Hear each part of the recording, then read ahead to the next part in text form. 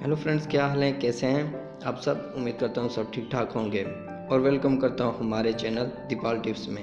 अगर फ्रेंड आप हमारे चैनल पे न्यू हैं तो वेलकम करते हैं और उम्मीद करते हैं कि आपको हमारे मेडिसिन के मतलब जितनी भी इन्फॉर्मेशन अच्छी लगेगी। अगर इन्फॉर्मेशन अच्छी लगे तो लाइक कर दें और शेयर कर दें। अगर आप न्यू फ्रेंड हैं तो हमारे चैनल को सब्सक्राइब कर लें और बेल आइकन को भी प्रेस कर दें। बेल के बटन को प्रेस करने से ये होगा कि हमारी आने वाली न्यू वीडियो का नोटिफिकेशन आएगा कि हमने आपके लिए न्यू वीडियो अपलोड कर ली हैं और आप आसानी से देख सकेंगे।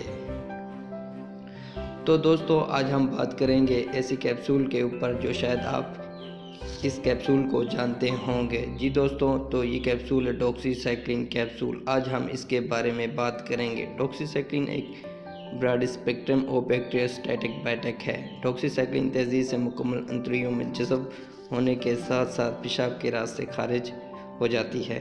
तो फ्रेंड, ये है डॉक्सीसाइक्लिन कैप्सूल। इसके एक पत्ते में 10 कैप्सूल्स होते हैं और एक बॉक्स में यानी एक डब्बी में 100 कैप्सूल्स होती हैं। तो फ्रेंड, पहले आपको बताते हैं इसके डोज क्या हैं और किस लिए इस्तेमाल किए जाते हैं। तो दोस्तों, यह है एंटीबायोटिक कैप्सूल।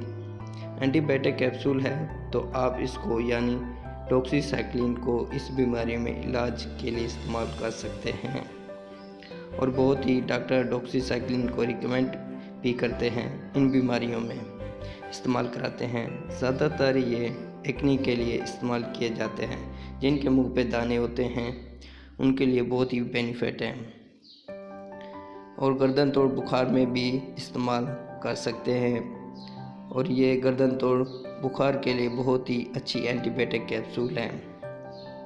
स्किन इन्फेक्शन यानी जल्दी इमराज में भी इस्तेमाल कर सकते हैं। अगर आपको कोई भी ज़ख्म हो उसके लिए भी बहुत कारगर है। अगर आपके दांतों में इर्द गिर्द ज़ख्म हो या पानी वाला रेशा हो उसको भी खुश्क कर देता है। अगर पेशाब की नाली में कोई भी इन्फेक्शन हो उसके लिए भी आप इस्तेमाल कर सकते हैं और आप इसको सांस की नालियों की बीमारियों भी यूज़ कर सकते हैं। तो फ्रेंड, ये थे डॉक्सीसाइक्लिन के इंडिकेशन यानी इस्तेमालात। दोस्तों, वीडियो को सब्सक्राइब मत करें और पूरा देखें।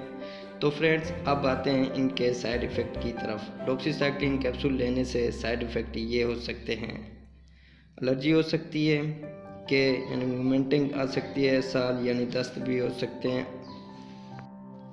और दोस्तों ज़ुबान का बुरा होना भी हो सकता है। तो फ्रेंड, ये थे डॉक्सीसाइक्लिन के साइड इफ़ेक्ट। अच्छा दोस्तों, ये डॉक्सीसाइक्लिन के बारे में इंडिकेशन और साइड इफ़ेक्ट थे जो मैंने अभी आपको बताए हैं। तो दोस्तों, ये सब जो मैं आपको मेडिसिन के बारे में बताता हूँ आप डॉक्टर की रिकमेंड किए बगैर इस्तेमाल ना करें। अगर आपको कोई चीज़ की समझ ना आए तो आप कमेंट्स में पूछ सकते हैं। जी दोस्तों, अब हमको इजाज़त दो और दुआ में याद रखना, हमेशा खुश रहना। अगर हमारी वीडियो अच्छी लगी हो तो लाइक, शेयर और हमारे चैनल को सब्सक्राइब करना ना भूलें। थैंक यू, अल्लाह हाफ़िज़।